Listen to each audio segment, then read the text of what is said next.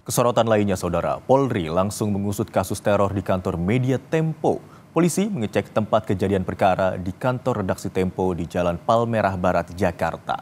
Selain mengumpulkan sejumlah informasi, polisi juga mengecek CCTV yang berada di lingkungan kantor Tempo. Wamenaker Emmanuel Ebenezer merespons teror yang diterima media Tempo. Ebenezer bilang ini merupakan teror terhadap demokrasi karena pers memiliki kontribusi besar dalam demokrasi.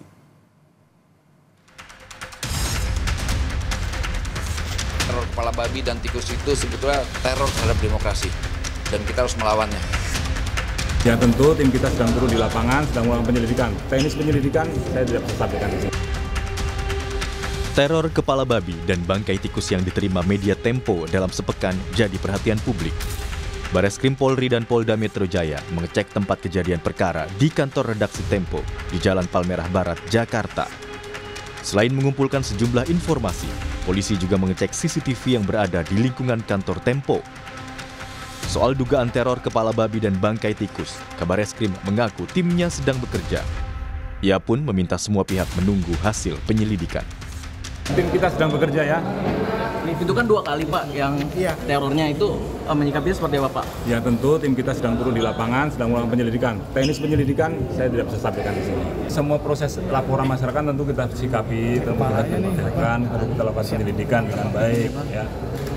Mohon doanya dari teman-teman semuanya, ya. Kita bersama teman-teman. Ya. Wakil Menteri Ketenagakerjaan Emmanuel Ebenezer merespons soal teror kepala babi dan bangkai tikus yang dialami Tempo. Emmanuel bilang ini merupakan teror terhadap demokrasi karena pers memiliki kontribusi besar dalam demokrasi. Nah biar gimana pun pers itu punya komitmen dan kontribusi besar terhadap saham demokrasi. Jadi teror kepala babi dan tikus itu sebetulnya teror terhadap demokrasi dan kita harus melawannya. Usai membuat laporan ke Bareskrim Polri, Tempo juga melaporkan dugaan teror ke Komnas HAM. Dengan membawa rekaman CCTV, Tempo meminta Komnas HAM ikut turun untuk menyelidiki kasus ini.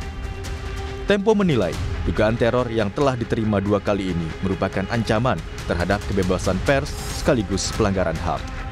Kenapa itu kita menduga terkait pekerjaannya karena dikirim ke kantor redaksi Tempo gitu. Jadi tapi lalu pertanyaan berikutnya terkait liputan mana? Nah, ini kita yang belum sampai ke mana.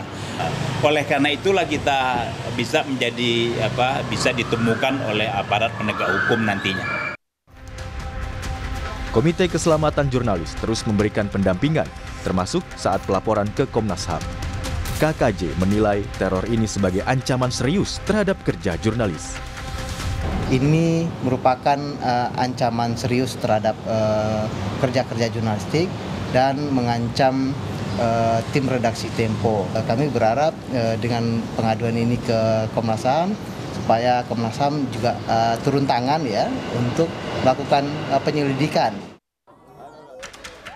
Kapolri Jenderal Listio Sigit Prabowo sebelumnya telah memerintahkan Kabareskrim mengusut tuntas teror potongan kepala babi dan bangkai tikus ke redaksi Tempo.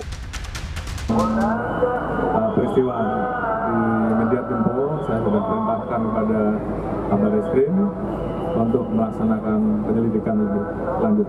Dan saya kira kita semua tentunya akan memberikan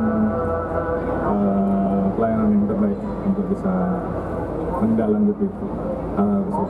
Terima kasih. Teror kepala babi yang dialamatkan ke kantor media Tempo pertama kali terjadi pada 19 Maret 2025. Sebuah paket berisi kepala babi ditujukan kepada Francica Kristi Rosana, wartawan bidang politik Tempo. Teror pun berlanjut pada Sabtu 22 Maret 2025. Petugas kebersihan menemukan kardus berisi 6 ekor bangkai tikus. Bungkusan ini dilempar orang tak dikenal dari luar pagar kompleks kantor Tempo di Palmerah. Teror ini menuai respons dari banyak pihak yang meminta penyelidikan teror diusut tuntas. Tim Liputan, Kompas TV.